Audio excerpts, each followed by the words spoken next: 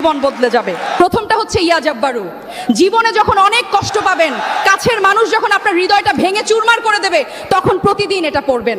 এর মানে হলো, হে ভগ্ন হৃদয় জোড়া লাগানোর রব, তুমি আমার এই ভাঙা হৃদয়টা জুড়ে দাও। দেখবেন ভেতর থেকে এক অদ্ভুত প্রশান্তি পাবেন। দ্বিতীয়ত, আপনার যদি রিজিকের খুব অভাব হয়, পকেটে টাকা না থাকে, তখন পড়বেন ইয়া রাজ্জাকু। এর মানে হচ্ছে, হে অসীম রিজিক দাতা, তুমি আমার রিজিকের সব বন্ধ দরজা খুলে দাও। তৃতীয়ত, আপনি যখন ভীষণ ডিপ্রেশনে থাকবেন, টেনশনে যখন রাতের ঘুম হারাম হয়ে যাবে, তখন পড়বেন ইয়া সালামু। এর মানে হলো, হে শান্তির মালিক, আমার অশান্ত মনে তুমি শান্তি ঢেলে দাও। আর 4 নাম্বার, বারবার দোয়া করারও পরও যখন দেখবেন দোয়া কবুল হচ্ছে না, তখন হতাশ না হয়ে পড়বেন ইয়া মুজিবু, মানে হে দোয়া কবুলকারী রব, তুমি আমার ফরিয়াদ কবুল করে নাও। ভিডিওটা আপনার সেই প্রিয় মানুষ বা বন্ধুকে শেয়ার করুন। 10 মিনিটের দেহের খোরাক মেটাতে গিয়ে স্বামীর হক নষ্ট করো না বোন। মনে রেখো, স্বামী এমন একজন মানুষ যে তোমার শরীরের প্রতিটি পশমের হকের দাবিদার।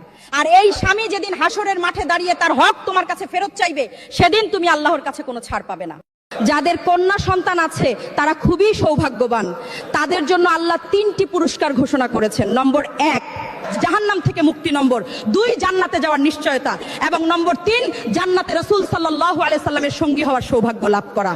যেই নারী পার্লারে গিয়ে ছেলেদের হাতে মেহেদি পরবে, তারা একটি কথা মনে রাখবেন, আপনি নিজের হাতেই নিজের কপাল পুড়লেন।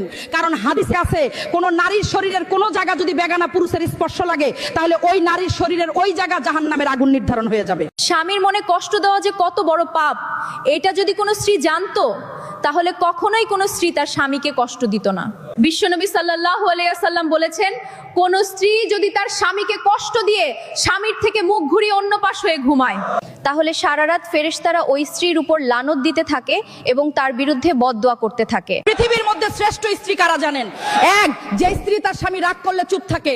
2, যে স্ত্রী তার স্বামী কিছু কিনে দিলে তাতে খুশি হয়। 3, যে স্ত্রী তার স্বামীকে নিয়ে অন্যের কাছে গর্ব করে। 4, যে স্ত্রী তার স্বামীর আয়ের উপর নিজের ইচ্ছে সীমাবদ্ধ রাখে। একটা জিনিস খেয়াল করে দেখবেন, কুকুর যে ঘরের রুটি খায়, সে ওই ঘরের মানুষদের উপর কখনো ভুল করেও ঘেউ ঘেউ করে না। কিন্তু একজন মহিলা যে স্বামীর কামাই খায়, তাকে পুরো সমাজের সামনে অপমান করে, কৃতজ্ঞতা বলতে তার মধ্যে বিন্দু পরিমাণ বোধ থাকে না। শুক্রবার রাতে স্ত্রীর সাথে সহবাস করা সব জানলে অবাক হয়ে যাবেন।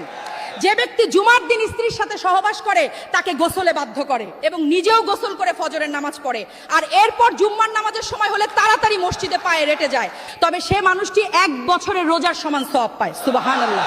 তাই আমার ভাইয়েরা, দোয়া পড়ে শুক্রবার রাতে সহবাসে লিপ্ত হবেন। সকালে স্বামী স্ত্রী গোসল করে পবিত্র হয়ে একসাথে ফজরের নামাজ পড়বেন, আর এরপরে জুমার জন্য তাড়াতাড়ি বের হয়ে পায়ে হেঁটে মসজিদে যাবেন।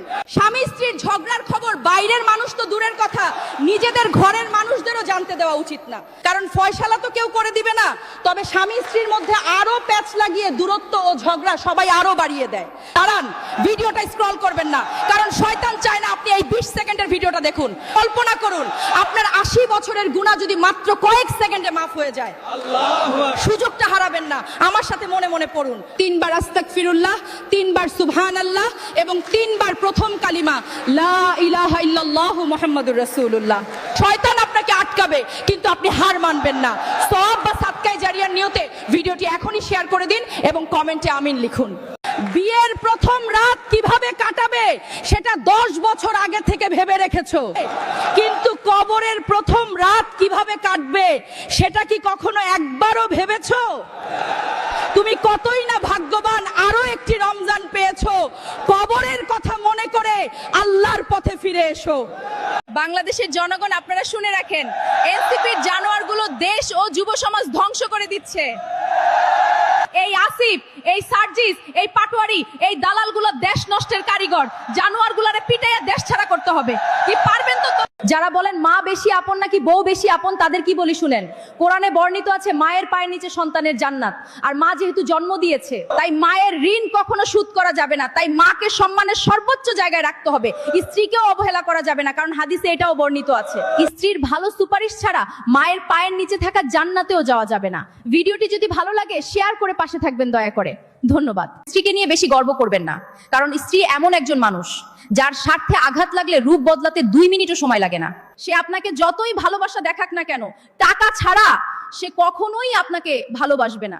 জানি অনেক আপুরা ইনবক্সে আমাকে আজে বাজে কথা বলবেন, কিন্তু বেশিরভাগ মেয়েদের মনে স্বামীর জন্য সম্মান ভালোবাসা থাকে না। কথাটা শুনতে খারাপ লাগে, কিন্তু এটাই সত্যি। রাগের মাথায় কোনো স্ত্রীকে বলবেন না বাড়ির থেকে বের হয়ে যাও। এই বাক্যটা একটি মেয়েকে ভেঙে চূর্ণ করে দেয়। মেয়েদের সবকিছু আছে, কিন্তু তাদের নিজস্ব কোনো বাড়ি নেই। বউ ছাড়া পুরুষ কখনো উন্নতি করতে পারে না। কোন পুরুষ যদি নিজের বউকে শত্রু মনে করে আর বাইরের মানুষকে বন্ধু মনে করে, সে পুরুষ বিশ্বাস করেন কোনোদিন উন্নতি করতে পারবে না।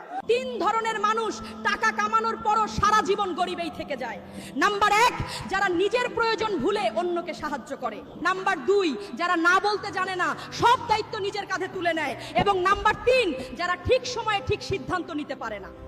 যদি পকেটে টাকা না থাকে, প্রয়োজনে ভিক্ষা করে খাবেন, তবুও কখনো মায়ের ভাই মামার কাছে যাবেন না। প্রয়োজনে কামলা দিয়ে খাবেন, তাও বাবার ভাই চাচার কাছে যাবেন না।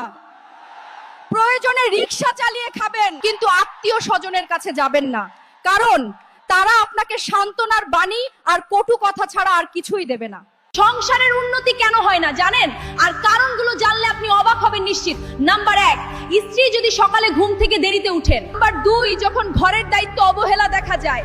নাম্বার 3, যখন স্বামী স্ত্রীর মধ্যে সম্মান এবং ভালো ব্যবহার থাকে না। নাম্বার 4, যখন একজন আরেকজনের পরিবারকে নিজের পরিবার মনে করতে পারে না। নাম্বার 5, একে অপরের কথা অনুভূতি